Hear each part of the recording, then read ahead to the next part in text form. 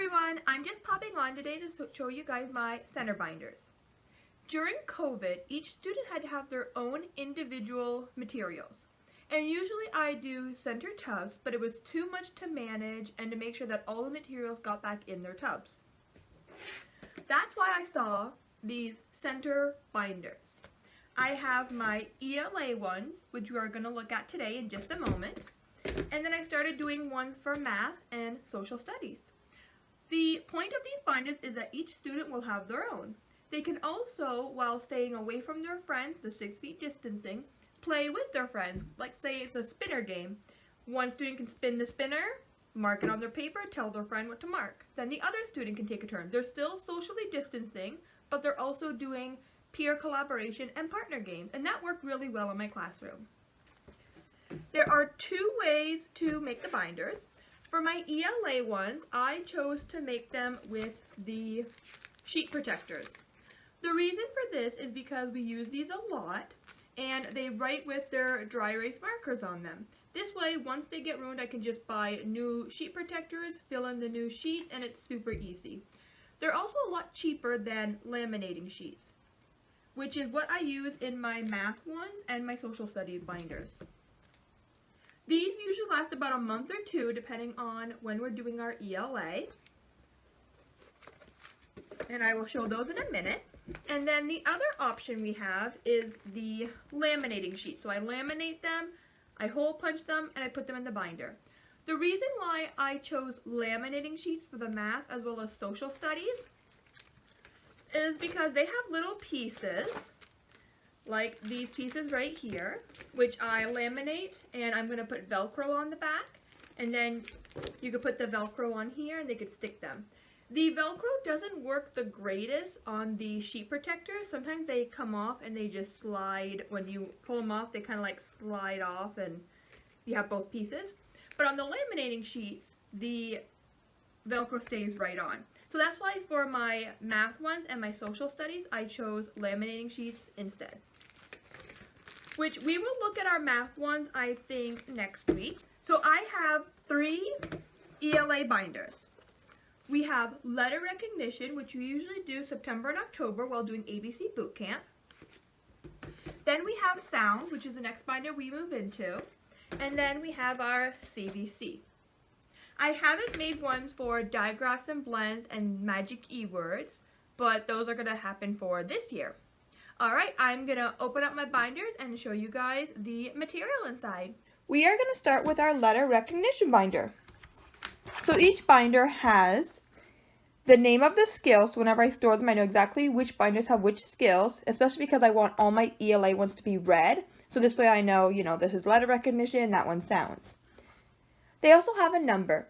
The number corresponds to each student. So each student in my class has a number, and that is what their stuff is labeled with, so I could use them year after year. In the letter recognition binder, this is the one we start in September and October. First we have rhyming, and these center activities we can either do as a group, which makes it easy for whole group activities, or they can work on them as a center or even small groups. So these binders are very flexible in every classroom. These are part of a Teacher Pay Teachers product, and I will link it below so you guys can purchase it if you want. After we go into the rhyming with pictures, we have rhyming with words. Now, a lot of my kids can't read in September, which is where this one would definitely be a whole group one, where we would work on sounding it out together and then matching it with the rhyming word. Same thing with these ones. After that, we would go into this one. And again, most of my kids can't read, whereas this would be a whole group activity, but it's still good to sound out each word with the students so they can hear the sounds and learn how to blend. Even though we haven't done all the sounds until the end of October because we do ABC boot camp, it's still really beneficial for them to start hearing the sounds ahead of time and hearing that blending so that their ear becomes accustomed to it. After that, we go into this one, which can be done on their own, since they just look at the picture, and if they rhyme, thumbs up, don't rhyme, thumbs down. Once we're done rhyming, these are perfect. If you can do peer collaboration, which would hopefully happen in the next few years once COVID is gone. Students can take turns with different colored dry erase markers and use one binder and roll the dice and then say the letter name. You can also have them say the sound if they've already mastered the letter names. During COVID, I used this where students would play independently. I'd also use it for a quick little assessment as they're playing, especially if it's during a small group time. There are a few more pages of these, but I only got 2 because I didn't want to fill the binder up with these. Next we have our spinner. There are 2 ways to make a spinner. These binders went home in September last year since we were remote, so I didn't want to put on my good spinners with the Velcro dots. Students had a golf tee as well as a paper clip, and they would put the golf tee with the paper clip, spin it, and it whatever letter it lands on, capital A, lowercase a, they would color it in. I do have Velcro dots and spinners for when these are in the classroom that the kids like to use. But again, these binders went home this past year, and I didn't want to send home all of my spinners and they not return back to the classroom. So go through all the letters where they have these games. Again, just working on letter recognition, distinguishing between capital and lowercase letter, which is a great skill. Once we get through that, then there is a alphabet searching where they have to look at the letter, find the letter by circling it, and then try to write the letter on their own. And again, this goes through all of the letters. I would use this binder every September, usually to mid-October, sometimes the end of October depending on if my class is lower or higher, and then we would move into the sounds binder. I'm going to show you the sounds binder next. Next we're going to do our sounds binder. Same concept as the letter recognition binder. We have the skill as well as the student number. Just like the letter recognition binder, they're all in sheet protectors since it's easier to replace them, and I don't mind if some of them get ruined, whereas laminating sheets are a lot more expensive. All of these pages are also from the literacy binders from Tara West, same as our letter recognition binder, which I will post in the description. So the first page we start out with are sounds. You look at the picture, you write the letter that corresponds to the beginning sound. These are amazing. You can use them in whole group, small group. You can use them individually where students are working on the binder themselves. And that's what I love about these binders. They're low cost. Once you make them, you can have them for years with only replacing a few pages. And students can use them anytime in the classroom. If it's free play and they just want to use them, they can grab their binder and use them. It's low prep. They know how to do it. And it's easy for storing in the classroom. So you start with the beginning sounds, and there's a few pages of these. These beginning sounds just have the squares where students write the letter. Then you get into beginning sounds where there are the lines, and students should be putting the lowercase letter under the line. Next one I love for a quick assessment. If I want to do a quick assessment on kids, of course it's not every letter in here, but I can just do a quick one of a few letters, see if they know the letter sounds. Banana, they'd have to circle the B. And it also has one with 3 letters, which is a little trickier. So again, if you want to do a quick assessment, this is a nice quick way for students to grab their binders out. You can sit with a kid, kind of just observe a few kids making notes. It is awesome. Next we get into our still beginning sounds, but there are CVC words. So now students are not only looking at just the beginning sound, but they're looking at the beginning sound in reference to the rest of the word. So yeah, they would make the Y and they would see am. The ones who are able to can start sounding it out and seeing how the words go together to match the picture. And again, there's a few pages of these where we're working on our beginning sounds. This is the same concept, but now, in addition to the beginning sound, you need to trace the other letters. I would love to have a few tracing activities because even the students who are really good at writing can still benefit from just tracing and focusing on the letters.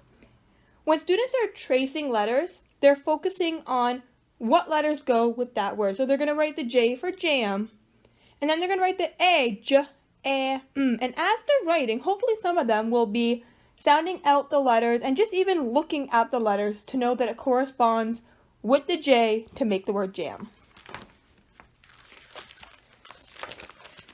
Once we're done that, we are going to go into middle sounds.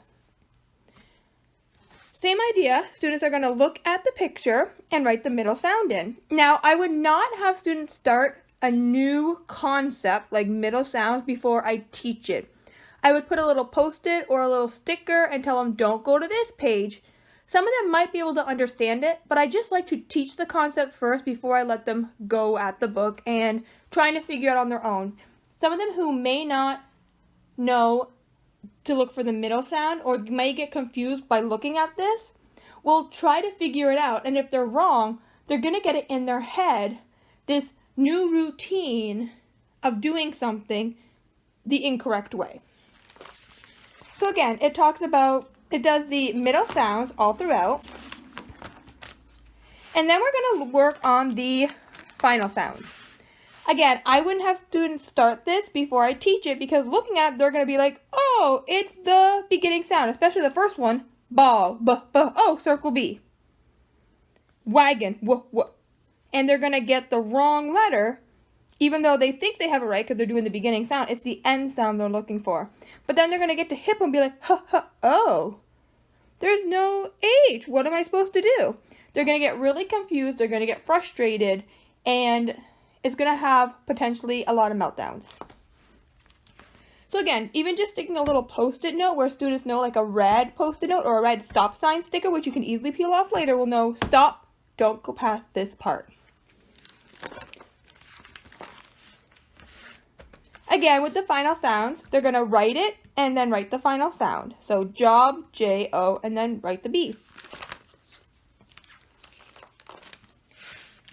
And this is the end of our sounds book. Next, we're going to look at our CVC book. We're going to look at our CVC binders. Just like the other binders, we have the student number as well as the skill name. The first page are CVC words with pictures, and even a few of these pages in here have a lot of the pictures. Mainly because we use this binder early enough in the year, and I don't want the kids focusing on finding the letter sound and being wrong or being frustrated or even struggling to understand how to break apart the sounds. Initially, the binder starts really easy. The students are going to look at the picture and they're going to think of the sounds they hear. K, A, T. 3 sounds. So we're going to model it. I hear 3 sounds. Let's break it apart again. K, A, T. 3 sounds. Then we're going to look at the word. K, A, T. Oh, there are my 3 sounds. This skill is working on students decoding the word. They're looking at the picture and they're learning how to decode. Starting simple with decoding will help students later on when they have to decode words all by themselves. I specifically chose the road ones because I found these little cars off Amazon. And the idea is that the student will look at the picture, figure out by tapping how many sounds they hear, and then they would look at the word K, A, T. And they would do it slow a few times. K, A, T. K, A, T. K, A, T. So once they're ready, they would pull back their car, and as the car drives across the paper, they're going to read the letter sounds quicker in order to blend the word together. Cat. And you might still get students that are going k-a-t, which is fine because they're still breaking apart the sounds. As they practice these binders more, they'll be able to go k-a-t, k-a-t, k-a-t, cat, cat. And that's the whole point of the ones with the pictures. So there's a few of these. Then we move into these ones with the green, yellow, and red. And it's the same exact concept of reading the word, blending the word, but this time there are no pictures. I've got these little ones right here. These are from the dollar store, but you can get all kinds of little pointers. And it just makes it fun for the students when they can go, huh, am, huh, am, huh, am, huh, am. And when they're ready, huh, am, ham. Ham. Again, starting with the pictures and then going into no pictures will at least have the students practice both skills. Looking at the pictures, mapping it out, blending it, and then trying it with no pictures. Then we get into these, and again, it's the same thing, but this time there are no letters. So now we're practicing a new skill. We started with pictures and just decoding. Then we started with just the sounds and can we blend them together. Now we're doing just with the dots. Can you pick out the sounds and blend it? So look at the picture. Hat. H, a, t. 3. I've got my 3. H, h, h. H, a, h, a. H, h, a, t. H, a, t. H, a, t. And if they want, they can even write the letters with dry erase marker. That is the purpose of these books. The students can write on the pages however they need to. So again, there we go. H, a, t. H, a, t. Hat. It's the whole practicing of reading the picture, mapping out the sounds, and then this line is blending it. Teaching the kids to blend it together. And then we have a few of these, and then again, it goes into the words. I switch back between pictures and words, just pictures, and then back to pictures and words. The point of this is that students will be able to go through the binder, working on certain set of skills, and then redoing those skills again. Having all the pictures at the beginning, it's going to just make it really long for the kids to work on the same skill over and over that they're going to get bored. But here, they're working on this skill. Then they're working on it without the pictures. Can they figure it out? Then they're working on without the words. Can they figure it out? And then we're back to picture, words, with the dots, and then the blending. Again, it's just keeping it the same concept so students can know how to do it, but differentiating it and making it more engaging for students. So same thing, hat. H, a, t. H, a, t. H, a, t. Hat. And then again, we go in from a few pictures over here to no pictures. Again, working on the same concept, but just making it more challenging for those who can handle it and just changing it up a bit. Students love to have things changed up. Even though it's the same skill, they love to have it changed up so they don't feel so repetitive. And then again, we go with the pictures. We have the 3 dots. We have the word. So let's look at lab. U-a-b. U-a-b. U-a-b. Lab. Now we're working on, we have the picture, we're tapping out the sound, and then we're reading the word lab. G-a-p. G-a-p. G-a-p. Gap.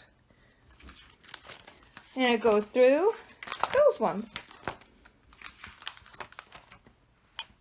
And then again here, we have the same thing, but this time without the words. Hut. H-a-t. H-a-t. It's getting them to decode the sounds, point to the sounds, and just to understand when a sound stops, it's a new dot they have to point to. This is also going to be good for reading later because they're going to have to point to each word. As they point to each sound, they're going to point to each word. And then I think this is the second last activity. So this is again, you look at the picture.